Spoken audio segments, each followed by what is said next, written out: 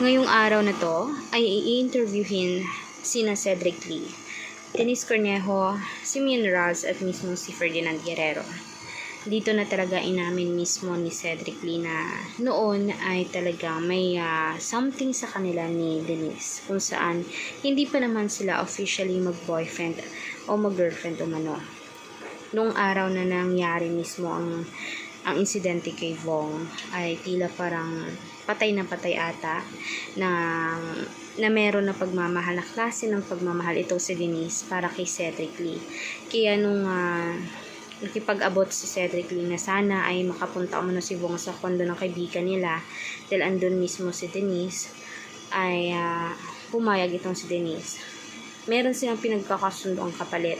Magsasama sila sa isang rest house sa mismong townhouse na pinatayo din mismo ni Cedric Lee, kung saan sila ay mamumugad na ni Denise. O kumbaga ay siya mismo ay magiging shota na talaga ni Cedric Lee. Kaya ngayon ay pinagsisiya naman ni Denise iyon. Sa kanya na din mismo nanggaling na may something na nafe-feel siya kay Vong, na gusto din naman niya si Vong, pero kasi mas mahal niya si Cedric Lee. Swapang din naman pala itong si girl. Nakakadiri na nga mismo ang ginagawa sa katawan.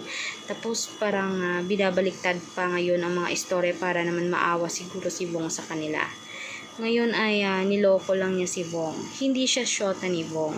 Si Vong ay talagang pumunta lang sa kondo niya para bumisita bilang kaibigan. Kaya walang anumang nangyari doon.